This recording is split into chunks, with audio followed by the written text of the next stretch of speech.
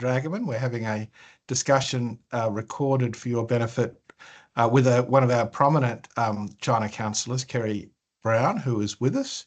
Kerry's a very well-known academic. He's published a very large number of books on China, and most recently a kind of a focused book on the status of Taiwan, with a good deal of its history and background and some of the recent politics. And I'd recommend it as a book to understand an issue which is high in our minds. So, hello, Kerry. Hi, good to see you. So we'll try and have a sort of a economical discussion is the best way to describe it, so that this is such a big subject, and I'll try and keep it focused. But I think as a starting point, maybe you might describe what motivated the publishing of this book, the work that you put into this. So Taiwan is an issue that people mostly will be aware of, but they might not know what they do know. That's why I thought, okay, there's not really an easy to understand, accessible sort of primer on the historic background to the problem. What the problem is and what its status is today.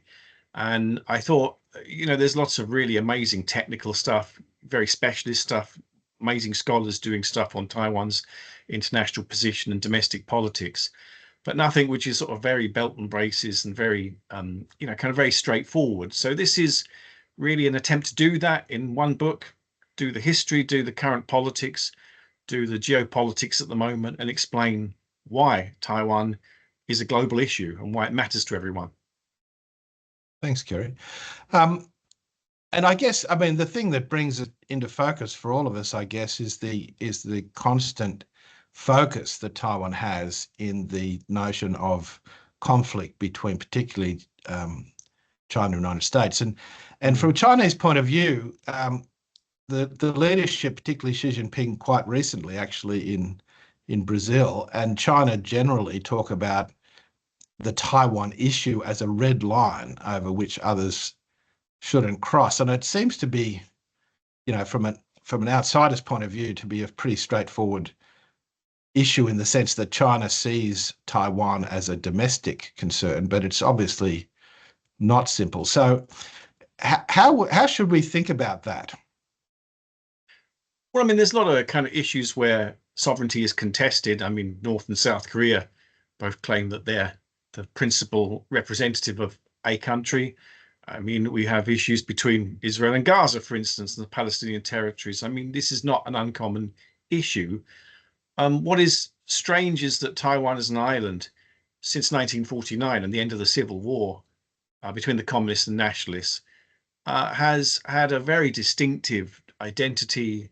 It always was distinctive, but it's become even more distinctive. And also since the 1990s, it's a democracy. And that means that it's not just a geographical or a territorial issue, but it's an ideological one too. It's an issue of the world's final totalitarian state, if you want to describe China like that, against a democracy. And so, that involves the United States, even though the United States doesn't formally recognize Taiwan as a country. And finally, there's 23 million people on the island of Taiwan. Increasingly, they see themselves as Taiwanese, not any other identity. And they're economically one of the most advanced societies in the world. They're in the top 20 economies on the planet. And of course, they produce very high-tech semiconductors, which is important to us all. So this problem tangles up all sorts of issues about supply chains, about sovereignty, about ideology, about politics. It's really kind of the most knotty issue, I think, geopolitically in the world, even though it isn't at the moment an active issue. There's not an active, kind of invasion by China into Taiwan. It's not like Russia, Ukraine, where there is war as at the time we're speaking. But if it were to go towards that way, I think it would be significantly more worrying and problematic than any current conflict that we're seeing at the moment. I think very usefully you make the point early in your book that, people talk about this issue often without any reference really to what Taiwanese people think. And we know, for example, that, periodically China stages security exercises around or over or near Taiwan. In fact, I think you mentioned in the book that it occurred while you were there. Is there anything current? Is it a current and continuing imposition? And what's that like? What is it like when you're in Taiwan? So Taiwan isn't like other kind of threatened or very sort of sensitive areas. I mean, it's not like going, for instance, to North Korea. I went to North Korea in about 2000, 2001. I'm sure it hasn't changed. You're very aware of a military presence. You're aware of constant sort of claims of threats. I mean, when you go to Taiwan, you don't see anything like that. You see a society just getting on with its daily life. It all seems very, very normal. When I was there in January during the elections in 2024 for the presidency, you kind of go around and it's just little signs here and there that may be military around, but it's not something that people really find impacts their daily lives. Um, I think where it does have a kind of impact is on things like Chinese Air Force now increasingly going into Taiwanese airspace. There's been many, many cases of that, and it's getting more and more, kind of voluminous. You also got naval encroachments around Taiwan Island. You've got kind of a sense of constant pressure, and that might be Beijing's tactic to just sort of carry on, giving slight pressure, almost like the sort of frog in the boiling water, bit by bit, kind of increasing the pressure. So it is something that you're aware of, but it's not something that you can tangibly see every day as you go around your life in Taiwan. But certainly, if you're a Taiwanese traveling abroad, you're very aware that your country has a strange status. I mean, your passport is often not recognized until people look it up, immigration officials, and find out, okay, this is a valid document. Often, kind of when you book train tickets or rail ticket or airplane tickets online, you find that Taiwan is described as a province of China, and as a Taiwanese, you might think that doesn't make any sense. So you're kind of aware of that sort of strangeness about the status of the place that you're from. Thank you. And I guess, surprisingly to me, commentators seem to often choose quite specific timing to suggest that China has a goal or a deadline for some sort of takeover. I mean, lately it seems to have been 2027 quite often, but are there any kind of specific dates or events or anything that compares with the circumstances of the Hong Kong handover? I think that a lot of people look at 2049 when Xi Jinping has talked about the great rejuvenation of the Chinese nation and the achievement of democracy with Chinese characteristics, this centennial goal marking the 100th anniversary of the existence of the People's Republic. And that, is a sort of date of great symbolic importance. So there's a lot of speculation that this is the complete deadline when reunification has to happen. I mean, of course, for people to be vigilant and alert, they're often warned by Taiwanese officials. There is an imminent threat, there's an imminent problem, and it's quite confusing. Sometimes the Minister of Defense in Taiwan says that there are active plans by the Chinese to do something, as you said, by 2027.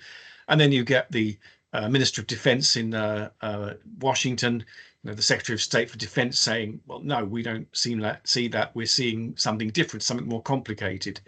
I mean, I certainly think under the present kind of leader of China, Xi Jinping, it's quite a nationalistic leadership, quite a populist leadership. And so there's a lot of rhetoric about what they're going to do on Taiwan, a lot of ideas about this issue can't keep on being kicked down the road. It's got to be resolved. It's got to be sorted out. We can't just live in limbo. And so understanding what that rhetoric means has proved quite difficult. And that's one of the things in the book I kind of talk about. The rhetoric itself sometimes is almost like a kind of form of war in words rather than deeds, but it creates this sense of constant crisis. And of course, at some point, it's possible that that might spill over into a real crisis, and we will stumble into war a bit like we stumbled into the First World War and other wars, which ended up being very, very destructive. So that's really the warning that this book tries to convey. And I think you mentioned in the book a sort of the trend towards a slight, I guess, a different domestic politics, and I think you spend quite a bit of effort to explain the position of Tsai Ing-wen. And I just wonder, I mean, people sometimes say, and I think the Chinese sometimes point to the behavior or rhetoric of domestic politics in Taiwan. Is that really provocative, or is it just an excuse, do you think? I mean, a domestic politician like the current president, William Lau China, elected in January 2024 and took office in May. I mean, they have a really tough job. I think it's not easy for them to, um, kind of look domestically like they're strong. That means not bowing down to China, being able to assert Taiwan's interests. But on the other hand, they don't also want to antagonize Beijing so much that then things happen. And in the past, the United States has been a mediator in this. It's tended in the kind of years of democracy to, not be very happy when a Taiwanese president, like Chen Shui-bian about 25 years ago, was seen as kind of manipulating the security guarantee that America kind of gives to Taiwan in order to really stick it to the Chinese. So I think there has been a real cautiousness and ambiguity in America's position to not get itself dragged into this argument and be used. And the problem today, I suppose, is that America's position is now really, really confusing, because with the Trump administration, you got Trump kind of very transactional, often talking about Taiwan needing to do more in terms of trade and give America back more. On the other hand, you've also got people in the administration maybe coming in who will really want to use Taiwan as a way of kind of hitting back at China and saying, we're going to kind of really support Taiwan, almost to the point of saying that it's an independent nation. Once that happens, we cross the red line, and that is the red line which China will never tolerate, which is a recognition, particularly by the United States or European powers for that matter, Australia, New Zealand, others, of Taiwan as being an independent entity. I think when we get to that point, which I never thought we would get to, but I mean, sometimes the rhetoric is confusing and people do start to say things that allude to that, then we have a real problem, because that's when Beijing will have to do something. We just don't know what it will do. Yeah, I think it was very noticeable. The Pelosi visit seemed to change the dynamic somewhat. But I just wonder, how does that land with Taiwanese people? I mean, do they seem? I think your view in the book seems to be that the remnant sensibility in Taiwan towards ultimate re-engagement with China is waning, or if it has waned, perhaps. How do they view the likely course? So is it something that's conscious to people there? Is it something that's active thinking? I think in the past, when I remember going to Taiwan from 2008 under a previous president, Ma Ying-jeou, until about 2016, and that was the heyday of engagement. Direct flights were created between Taiwan and China. I mean, there's direct postal services, which had never existed before. A lot of tourism, a lot of students going either way, and a lot of business people going either way. Well, a lot of that has finished. Part of it is because a government was elected that in Taipei that China doesn't like, the Democratic Progressive Party. It regards them as being too pro-independence, and also because of the pandemic and a bunch of other reasons. So I think most Taiwanese, they kind of support the status quo. They don't want to rock the boat. They are aware of the real dangers of antagonizing China. I mean, they understand, they completely appreciate that. But Taiwan is a democracy, so there's a big spectrum. There are some people who are adamant that Taiwan should definitely kind of assert its independence and be completely separate. And there are others who want reunification, although it's a dwindling group now. So the problem with any resolution since Taiwan has become a democracy is that whatever is agreed, leaders can't just stitch it up, as it were. I mean, certainly in Taiwan, they can't. They would have to get a democratic mandate if they wanted to do anything on this issue, which was to change the status of Taiwan, either to reunify, which is extremely unlikely, or even to kind of go and, kind of say that Taiwan is an independent entity. It would need a democratic mandate. And I suppose at the moment, that doesn't exist, I don't think. Taiwanese would not vote either for reunification, definitely wouldn't vote for that. And I don't think they would vote for independence. They would vote for status quo, which is, to say that the Republic of China and leave the thing blurred, because they're aware that if it's misinterpreted and mishandled, it would cause catastrophic consequences, and they, unsurprisingly, don't want that. And it's obviously an issue if you visit people in the region around China and Taiwan, that this is a focus issue for them. Obviously, it's in the neighborhood, and a lot of them have reason to think that anything that happens to Taiwan could be a precedent for something else in the region. Do you think that the attitudes of China's neighbors influence China's behavior in relation to Taiwan?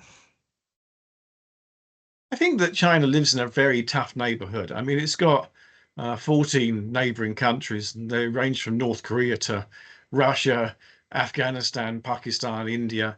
Not an easy neighborhood. So I think that China is very aware that it's got to be prudent and cautious and doesn't want to have too many issues around its borders. I mean, it did historically, had arguments with about 22 different border disputes with different neighbors in the 50s and 60s. So, I mean, it doesn't want that kind of insecurity.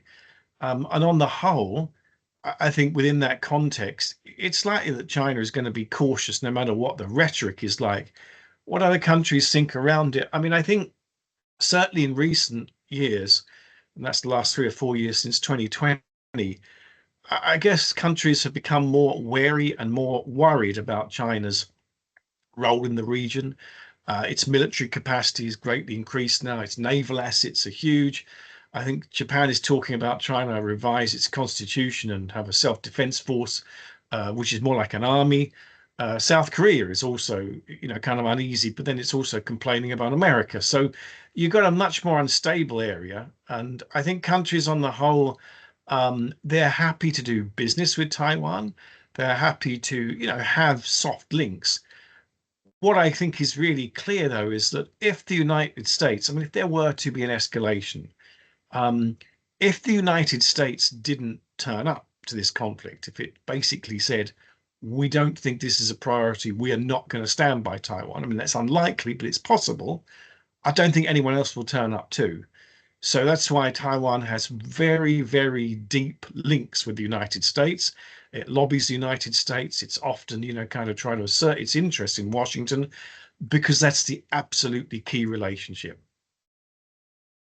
And I guess, I mean, the thing that, we often or wonder about is what is China's actual natural view towards anything military? I mean, they haven't really, since the revolution, had that much, what the military call kinetic engagement with people, and a lot of it hasn't been particularly happy for them. And I just wonder, given where Taiwan is relative to China's population centers and all that sort of thing, it can't be a very, it can't be a very confident prospect of taking on the Taiwanese in any serious way. I just wonder, what do you think the Chinese popular view is of anything that would involve force? That's a really good question. I mean, firstly, China hasn't had combat experience for many decades, not in any substantial volume. So it doesn't really know what it's like to have body bags come back of your young. And a one child, most families in China are one child. And I don't know, the public opinion about that might be very, very, very sharp. So that's an unknown. I think the second thing is that all its new military kit is untested. There isn't a single Chinese soldier at the moment who's really had, certainly under the age of 50, who's really had any experience abroad at all. In fact, in probably 70, I think the current chair of the vice chair of the Central Military Commission, I think General Zhang, I think it's General Zhang or Wang, but anyway, this person is one of the very few that remembers the Vietnamese War at the end of the 1970s when China invaded Vietnam briefly. And that's one of the very few people that does have combat experience, and he's in his early 70s. So, that kind of thing weighs on China. And finally, just a generic point, an amphibious landing is a big deal. I mean, the D-Day lands at the end of World War II were across 23, 24 kilometers of water. And I mean, that was difficult enough. That was hugely difficult. But this is 100 kilometers, very difficult water. I mean, most scenarios that show a military invasion show it being really, really, really difficult. It's likely that China might use other methods like a blockade or cyber attacks, these sorts of things. But I mean, whatever it does, afterwards, it will have to win the peace if it does go ahead and do something dramatic. There'll be two implications. One is it will deal with 23 million Taiwanese who will not for 1 minute recognize its legitimacy. And that's going to be a massive, massive challenge. I mean, almost insurmountable. And the second is that the day in which the People's Liberation Army does anything beyond its borders is a day when the world changes. I mean, it's not just about Taiwan. Anything that the Chinese military do in terms of offensive combat is something we haven't seen in many, many decades. And that will not be the same world we live in now, because that will be a world where all those who are very hawkish about China will have their worst fears affirmed. And those like me and, you know, you, maybe others who say, well, we've got to be skeptical because so far there's no evidence that it's going to be very bellicose. Well, we'll have to kind of rethink, you know, it's not happened yet. I hope it never does happen.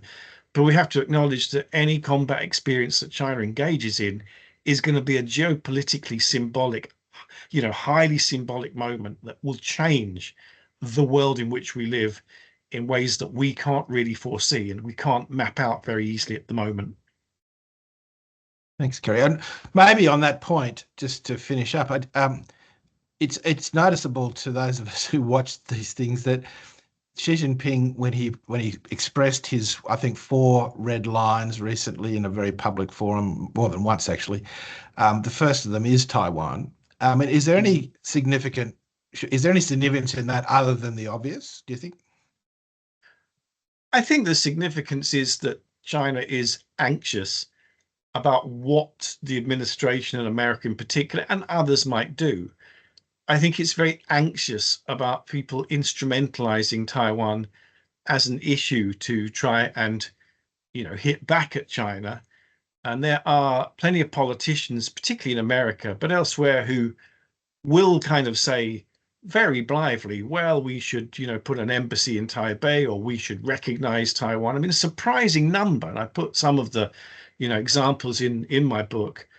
And I don't think these people have really thought through how dangerous this issue is to muck around with. As I make clear in the book, a conflict, even a fairly straightforward conflict, and I mean, that will be significantly worse than what we see between Russia and Ukraine, will have massive impact on the world economy because of supply lanes around Taiwan, which are, you know, carrying a lot of the world's goods, because of semiconductors, where Taiwan produces 90% of the world's high-end temp semiconductors, and because the Asian region, which Taiwan sits at the heart of, is at the heart of the world economy now. So, you know, if we see this blown apart, literally or metaphorically, we will see the heart of the global economy undergoing a seizure. Some people say that might wipe off 40% of global GDP. That is terrifying. If you think a recession is, you know, like a few percent, 2 or 3%, and we're in real trouble, 40% is an absolute global catastrophe. And so I think, you know, the point of this book is really just to sober people up. It's a somewhat underwhelming conclusion that we've just got to leave this issue alone. But I think an underwhelming conclusion is still really important, because there's enough people at the moment who feel that we can play around with Taiwan. We can't. There's no solution. We just have to stick with what we've got till a better day one day comes, when it might be soluble, but I don't think that's going to be anytime soon. Thanks, Kerry. And the book, The Taiwan Story, is published by Penguin. I certainly recommend it. And thank you very much for your time, Kerry. Thank you very much, Mike.